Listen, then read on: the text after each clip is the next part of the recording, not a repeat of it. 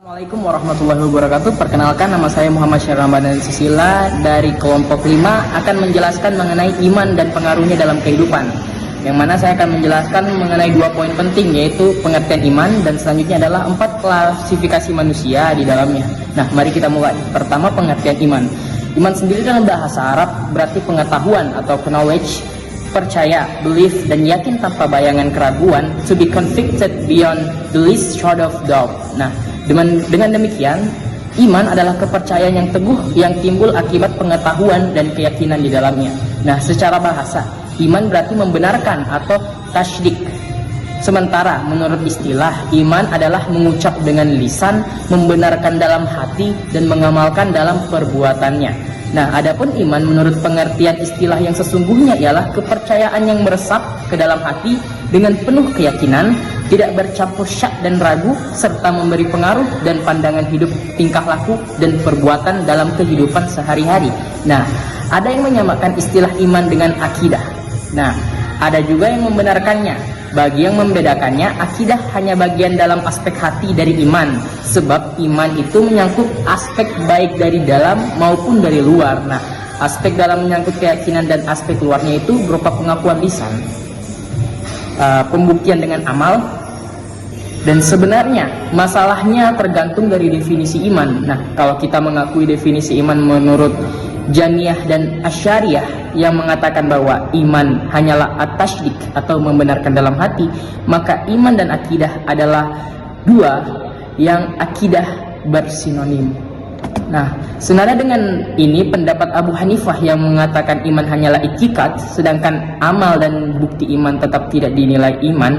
Sebaliknya, jika kita mengikuti definisi iman menurut ulama salaf termasuk Imam Mahdi, Malik, dan Syafi'i yang mengatakan bahwa iman i'tiqadu bi ahjana wa nuqul billasani wa amalu billarkani, yang artinya sesuatu yang diyakini dalam hati, diucapkan dengan lisan, dan diamalkan dengan anggota tubuh. Nah, pada bagian ini kita akan lanjutkan dengan 4 kategori manusia di dalamnya. Nah, yang pertama adalah manusia yang memiliki iman yang teguh dan sepenuh hati kepada Allah Subhanahu wa Ta'ala. Orang dalam kategori ini mengikuti perintah dan petunjuk Allah dan mengabdikan jiwa dan raga mereka demi mencari keridhoannya dengan berbuat ma'ruf dan meninggalkan perilaku munkar. Manusia dengan kategori ini layak kita sebut sebagai muslim kafah.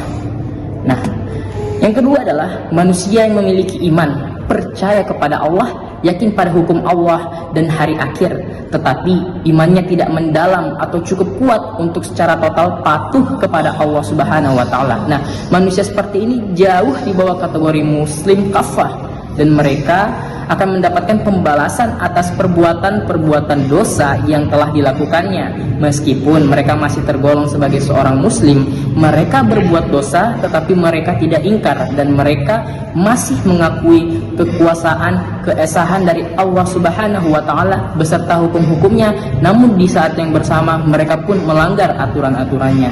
Nah, yang ketiga adalah manusia yang tidak beriman sama sekali atau menolak untuk mengakui kekuasaan dan keesahan Allah Subhanahu wa Ta'ala, bahkan dia mengingkar kepadanya. Nah, manusia seperti ini walaupun perilakunya baik dan tidak melakukan bentuk kekerasan, bentuk segala macam kemaksiatan dan lain sebagainya, maka tetap itu tidak berarti bagi Allah Subhanahu wa Ta'ala, dan dia tetap dianggap sebagai kafir di mata Allah Subhanahu wa Ta'ala. Dan yang selanjutnya adalah manusia yang tidak beriman dan tidak berbuat baik. Nah, mereka yang menebarkan kerusakan di muka bumi serta kekerasan, penindasan, dan segala kemaksiatan-kemaksiatan yang ada di dunia. Manusia dengan kategori seperti ini adalah manusia yang terjelek, yang terburuk, sebab mereka selain berbuat ingkar, mereka juga berbuat kriminal. Nah, 4 klasifikasi manusia tersebut menunjukkan keberhasilan dan keselamatan sejati seorang itu tergantung pada imannya. Wa amma man amana wa amila shalihan falahu jazaa'al husnah wa safaqulu lahu min amrina yusrah, yang artinya adapun orang-orang yang beriman dan beramal saleh, maka baginya pahala yang terbaik sebagaimana balasan, dan akan kami titahkan kepadanya perintah yang mudah dari perintah-perintah kami. Quran Surah Al-Kahf ayat 88. Demikian presentasi dari saya, akan dilanjutkan pada teman saya selanjutnya, Akbar Danata. Sekian dan terima kasih. Assalamualaikum warahmatullahi wabarakatuh. Di sini saya akan mempresentasikan tentang pengaruh iman dan dalam kehidupan yang dibahas oleh Saudara Syahrir sebelumnya, dan saya di sini akan membahas tentang hubungan iman dalam Islam. Menurut Al-Quran, iman bukan semata-mata suatu keyakinan akan benarnya ajaran yang diberikan, tetapi melainkan iman itu sebenarnya menerima suatu ajaran sebagai landasan untuk melakukan perbuatan. Al-Quran dengan tegas memegang teguh pengertian seperti ini, karena menurut Al-Quran, walaupun setan dan malaikat itu sama adanya, namun beriman kepada malaikat kali disebut sebagai bagian dari rukun iman. Sedangkan terhadap setan, orang diharuskan mengkafirinya. Selanjutnya, wujud iman. Iman itu meskipun diyakini dalam hati dan diucapkan dengan lisan, ia terwujud dalam perbuatan.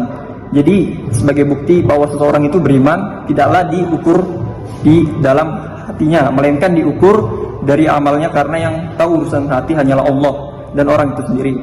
Jika orang tersebut taat beribadah, beramal soleh, dan meninggalkan perbuatan maksiat atau dosa, dan itu dilakukan karena Allah semata, maka itulah wujud iman. Dengan demikian, iman itu terwujud dalam perilaku yang proaktif dan dinamis dalam kehidupan sehari-hari, mulai dari adanya rasa malu, perbuatan kejahatan, memberi salam, menyingkirkan duri dari jalan, berbicara yang baik-baik, menghormati tetangga, memuliakan tamu, dan lain sebagainya. Semuanya itu termasuk dalam wujud atau bukti nyata dari adanya iman seseorang. Selanjutnya, proses terbentuknya iman. Proses terbentuknya iman dalam diri seseorang melalui beberapa tahap. Tahap yang pertama didahului oleh pengetahuan knowledge seseorang tentang Sang Pencipta jagat raya ini, yaitu Allah. Artinya bahwa iman itu dapat diperoleh lewat proses berpikir, perenungan mendalam, survei atau penelitian terhadap alam semesta. Kedua, timbulnya sikap percaya kepada Allah. Meskipun kepercayaan pada tahap ini masih labil, tergantung kepada seberapa banyak pengetahuan tentang Allah dan upaya kontemplasinya terhadap alam semesta tersebut. Namun, iman pada tahap ini akan terus meningkat seiring dengan bertambahnya pengetahuan yang diperoleh atau pengalaman yang dijalani. Kemudian selanjutnya tanda-tanda orang yang beriman. Tanda-tanda orang yang beriman kepada Allah yaitu selalu beribadah kepada Allah semata, bukan kepada selain Allah, dan dalam beribadah itu ia tidak mengharapkan apapun kecuali ridho dan makfirahnya. Selalu beramal saleh dan memakmurkan bumi, karena ia sadar bahwa kehidupan di muka bumi ini adalah sebagai hamba Allah dan khalifah. Berakhlak karimah dan menjaga martabat dirinya agar tidak terjerumus ke dalam lembah kenistaan. Batinnya selalu tenang karena kualitas spiritualnya telah penuh terisi dengan keyakinan kepada Allah, Tuhan yang Maha Esa. Selanjutnya, orang yang beriman adalah orang yang cerdas secara emosional dan spiritual, sebab baginya hidup itu penuh makna, bukan kosong atau hambar. Seseorang yang beriman selalu bersikap humanis, tetapi seorang humanis tentu beriman. Sekian dari saya, dilanjutkan oleh Saudara Faisal. Wassalamualaikum warahmatullahi wabarakatuh.